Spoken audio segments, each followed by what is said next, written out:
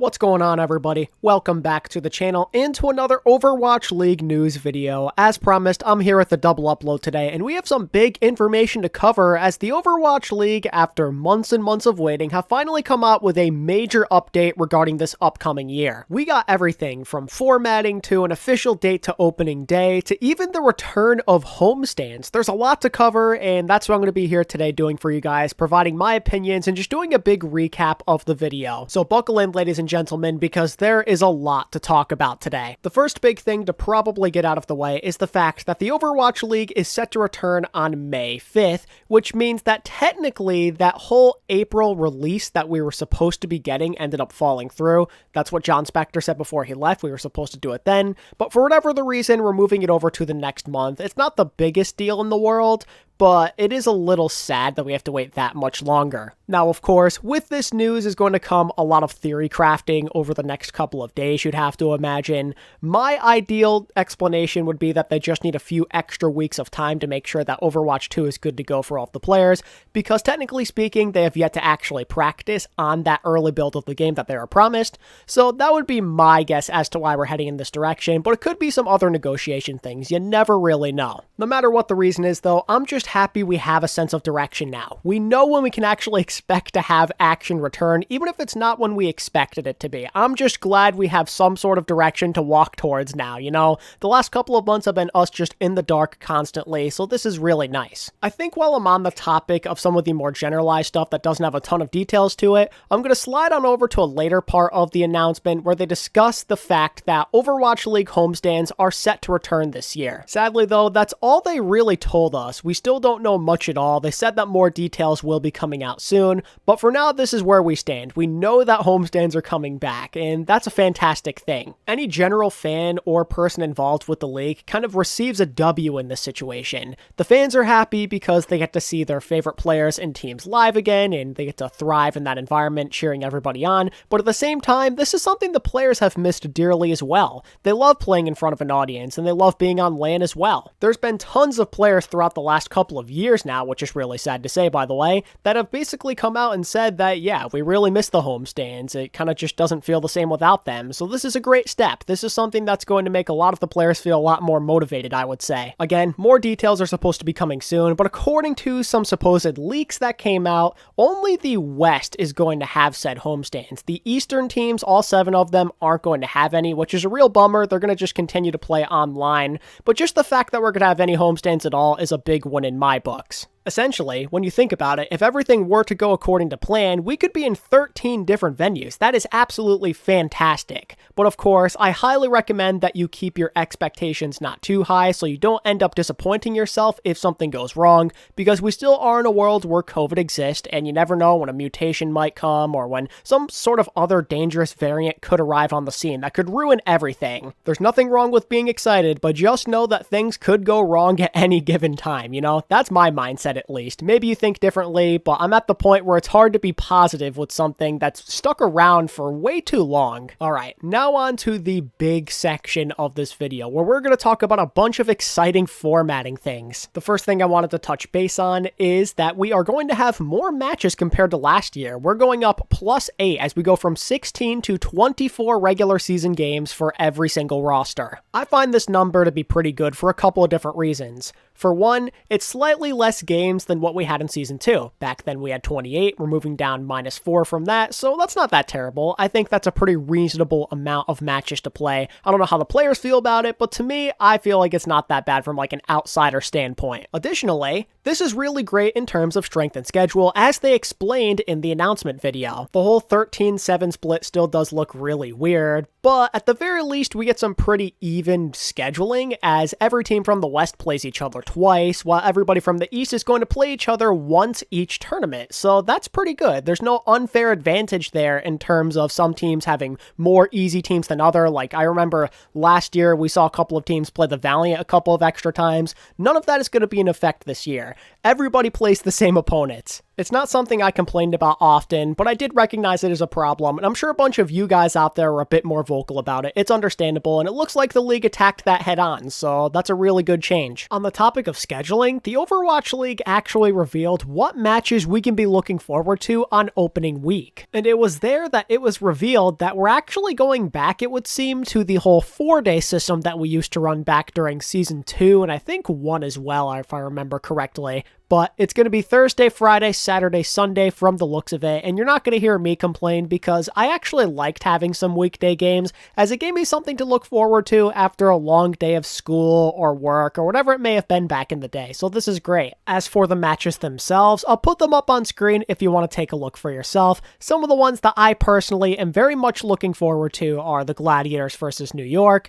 Shanghai versus Philly, our classic Battle of Texas, New York versus Atlanta, and also Shanghai versus Chengdu. Okay, so that's all well and good. Let's move down the checklist here and discuss the return of tournaments. I think it was a given that they were coming back. They've been so successful the last couple of years, but we do have some interesting changes being implemented that I, for one, find very exciting. So for starters, we're going to continue to have 4 tournaments just like with last year. This time their names are going to be the Kickoff Clash, Mid-Season Madness, Summer Showdown, and Countdown Cup. But unlike previous years, there's some major differences to really take note of. For starters, both the Summer Showdown and the Kickoff Clash are going to be regional tournaments. In other words, it's going to be just like the 2020 tournaments that we had, where you had 2 separate tournaments, one for each region. However, both the Mid-Season Madness and the playoffs give us the opportunity to watch Eastern teams play Western teams. They did not say anything about the plans, and I'm assuming those do not count based off of the formatting that we saw in the video, so keep that in mind. It's just going to be the Western teams playing the Western teams and the Eastern teams playing the Eastern teams to decide who else rolls on to the playoffs. It's a little unfortunate that you don't get interregional play every single tournament, because then you can't really see who is always the best of the best at all times. However, I think this is a good balance overall.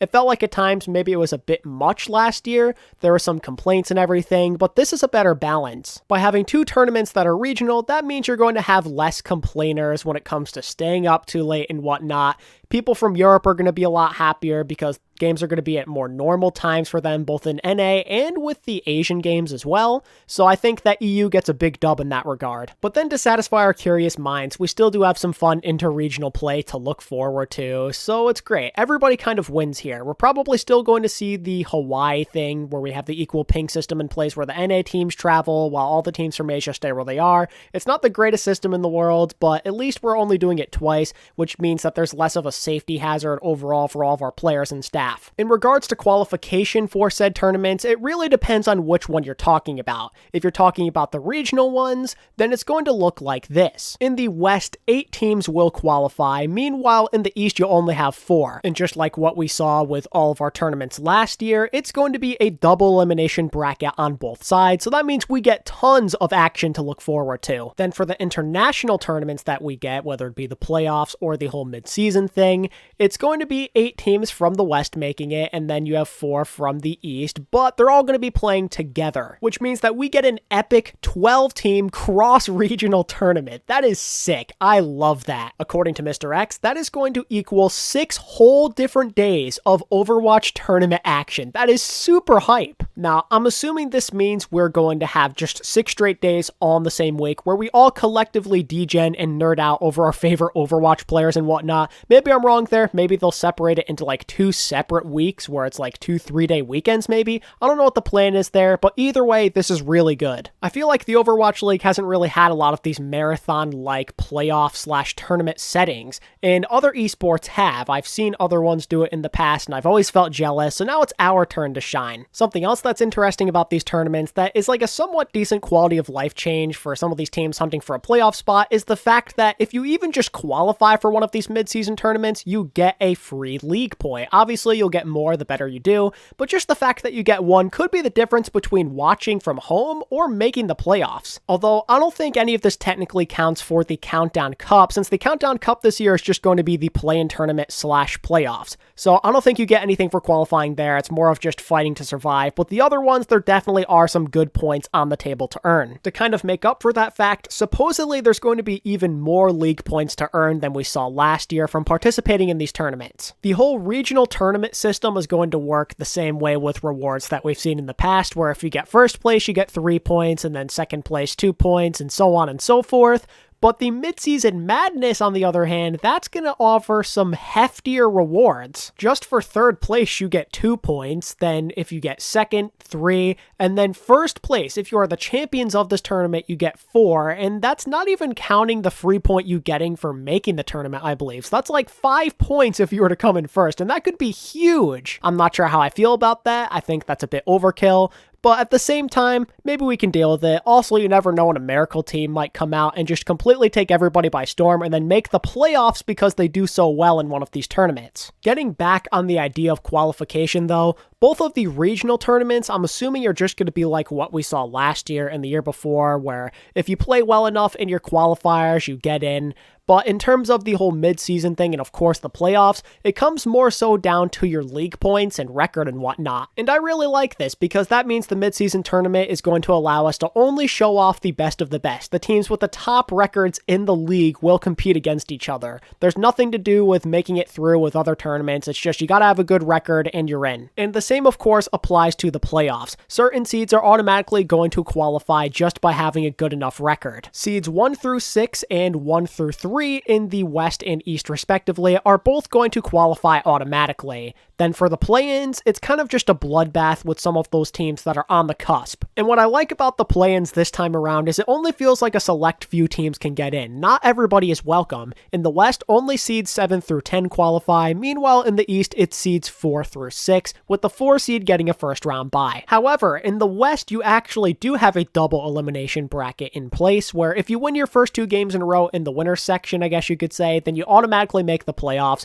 but then you still have a chance to make it all the way through if you can just win your losers bracket games, which means that we get a grand total of 12 playoff teams, as 2 Western teams and 1 Eastern team from the play-ins end up joining the 9 other teams who already qualified. All of this leads to a pretty gargantuan tournament bracket for the playoffs. This is the biggest one we've ever had, I believe, and you're not going to hear me complain. The more action we get, the better. Okay, I think with that in mind, I've gotten through all of the important formatting stuff. There's a lot there to digest, I know, but still, I find it exciting and I hope you do as well. So now let's move on to a couple of other things before we wrap up. For one, I mean, I feel like this is pretty obvious, but Overwatch League drops are back. I don't think they're making any changes to them. It's likely going to be the same system. There's not going to be any other rewards in place. It's kind of a bummer in my eyes because we used to have it so you could randomly get some like 100 token drops, which was always great. I mean, who doesn't love to get a free extra skin once in a while, or just to have the tokens to buy some more? Maybe that'll change later down the line after we get settled this year, but right now that's kind of where we stand with drops. Now on to some more pressing matters. It was announced in this video that both old and new broadcast talent would be seen this year. That is of course a great thing for all of the returning talent that we know, love, and are super familiar with, but it also means we get opportunities to witness some other fun talent that's been working hard in contenders, like with Leg Day and Lemon Kiwi, for example, amongst a couple of others. I'm happy to know that the league is at least trying to get some new broadcast talent in there, since they clearly are having some negotiation issues, as we've already seen with Sideshow and Bren, and apparently they haven't renewed the contract of ZP either, which is a real bummer. With the league only being a couple of months away, surely that means we'll get some updates on this type of stuff very soon, so keep your eyes peeled. Oh, and because I kind of forgot to squeeze it in earlier when I was talking about drops, the Shanghai Dragons Grand Final skin is coming out very soon. They're going to reveal that, and there's also going to be more mid-season tournament skins like we saw last year, so look forward to all of that as well. But that's basically everything that they talked about in the update video, so we are done here. Obviously, this is a lot to digest. A bunch of this is really good and exciting news overall. It gets me very hyped for this May release day. It's going to be a great time, and I hope you guys feel a very similar way. Make sure to let me know what you think of all of this stuff down in the comments below,